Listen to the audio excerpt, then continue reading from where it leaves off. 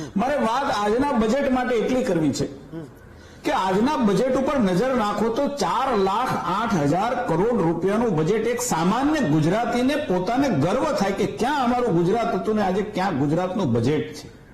એ બજેટની સાથે 4,08,000 કરોડનો આંકડો છે, એની સાથે 64% બજેટનો હિસ્સો એ વ્યાપક ખર્ચ એક ડેવલપમેન્ટ માટે થઈ રહ્યો છે અને આ એવરેજ ગુજરાતની રાજ્ય સરકારે જાળવી રાખી છે. એ બીજી વસ્તુ મહત્વની છે. ત્રીજી વસ્તુ, ગુજરાત ભારતના જીડીપીની અંદર ગુજરાત 8.2%નો ફાળો આપે છે, જે ગુજરાતની વસ્તી છે એના કરતા ડબલ ફાળો આપે છે. આ હું એમ માનું છું કે ગુજરાતી તરીકે આ હું તમે ગર્વ લઈ શકીએ એવી બાબત છે. જેમ બજેટ વધે છે એવી ચોથી બાબત, એની સાથે ગુજરાતની અંદર ક્યાં માથાદીઠ આવક આજથી 25 વર્ષ પહેલા હતી ને આજે ક્યાં માથાદીઠ આવક 3 લાખ કરતા વધારે માથાદીઠ આવક ગઈ છે, એ પણ આપણું ધ્યાન ખેંચે એવું છે. જ્યાં સુધી જાહેર દેવાનો સવાલ છે ત્યાં સુધી હેમંતભાઈ, રાજ્ય સરકાર, ગુજરાત એક એવું રાજ્ય છે કે આખા દેશની રાજ્ય સરકારોમાં સૌથી ઓછું દેવું જાહેર દેવું હોય તો માનનીય નાણામંત્રીએ આજે વિધાનસભાની અંદર વાત કરી છે કે નાણાંના વ્યવસ્થાપનમાં ગુજરાત સૌથી આગળ છે. રાજ્યની આર્થિક સ્થિતિ સૌથી બીજા રાજ્યો કરતા મજબૂત છે અને સૌથી ઓછું લેણું, જાહેર લેણું ગુજરાતનું છે. એની લિમિટ જે રિઝર્વ બેંકની લિમિટ છે એની ખૂબ અંદર આવેલું છે. કે બજેટના પ્રાવધાનમાં જ્યારે બજેટ રજૂ કરીએ છીએ ત્યારે દરેક યોજનામાં જે બજેટ ફળવાયું છે એમાં કેટલું વપરાયું છે અને કેટલું નથી વપરાયું એની આંકડી કઈ માહિતી આપણી પાસે હોતી નથી, પરંતુ એ વિભાગમાં જરૂર હોય છે.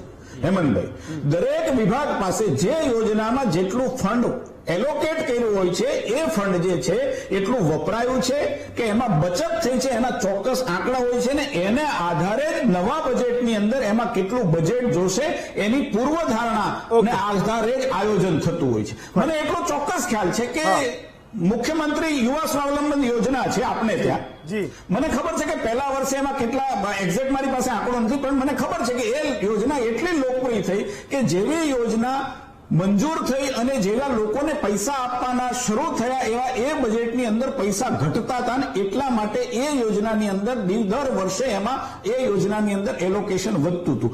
આજે જ હું આપને વાત કરું છું કે જે પ્રકારે ખેડૂતોની ટ્રેક્ટરની યોજના છે, મને આનંદ થાય કહેતા કે જે પ્રકારે ખેડૂતોની ટ્રેક્ટરની માંગો છે એમાં જે પ્રકારે વધતી જાય છે, અરજીઓ વધતી જાય છે, યાંત્રિકરણને કારણે ખેડૂતો ટ્રેક્ટર તરફ, સાધનો તરફ વધારે વળ્યા છે, તો સરકાર એમાં ગયા વર્ષના આધારે એમાં આ વખતે વધારે બજેટ આપતું હોય છે. જે રીતે મકાનમાં પણ થયું છે, જે રીતે અનુભવોને આધારે, પાછલા બજેટના અનુભવોને આધારે એમાં બજેટ વધારવું ઘટાડવું એ બહુ જ મહત્વનો નિર્ણય એ બજેટ પહેલા 1.5 મહિનાની આખી કવાયત ચાલતી હોય છે ને થતો હોય છે.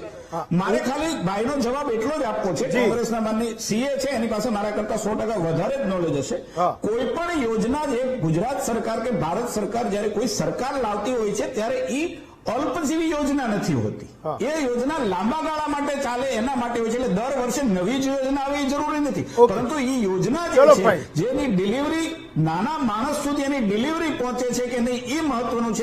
એના આધારે ડિલિવરી પહોંચે છે, એના આધારે યોજના સફળતા નિષ્ફળતા અને યોજનાને આગળ ચલાવવું એવા બજેટ કેવી રીતે આપવું એ માટેને આયોજન આ બજેટની અંદર સમજી ગયું. ગુજરાત છે એ ઔદ્યોગિક દ્રષ્ટિએ આખા દેશની અંદર અવ્વલ નંબરનું રાજ્ય છે.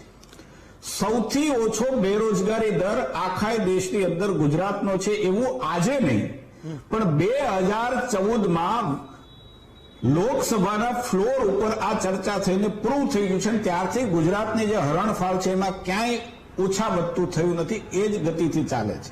હિમાંશુભાઈની બે મોઢાની વાત મને ગમી બહુ. કોંગ્રેસ હંમેશા આવી જ વાત કરે. એક બાજુ એમ કે છે, એટલું તો એ નક્કી કહે છે કે ભાઈ ગુજરાતની અંદર 5 કરોડ લોકોને સસ્તા અનાજની ડિલિવરી મળે છે એવું તો એ માને છે. એ બાકીની વાત આપણે પછી કરીએ કેટલો વિકાસ થયો છે કેટલો નહીં. પણ ગુજરાતની સરકાર કે ભારતની સરકાર એ ગરીબોને અન્ન સુરક્ષા કાયદા નીચે આટલા લોકોને દર મહિને 10 તારીખે એના ઘરે પેટની ભૂખ જે છે એ સંતોષવા માટેની પૂરી વ્યવસ્થા આપણી સરકાર કરે છે. એનો અર્થ એ થયો કે આ બંને સરકારો ઉદ્યોગપતિઓ માટે નહીં, સામાન્ય માણસોનો પેટનો ખાડો પૂરાય એના માટે આ કામ કરે છે એવું હિમાંશુભાઈ કહે છે ને એ વાત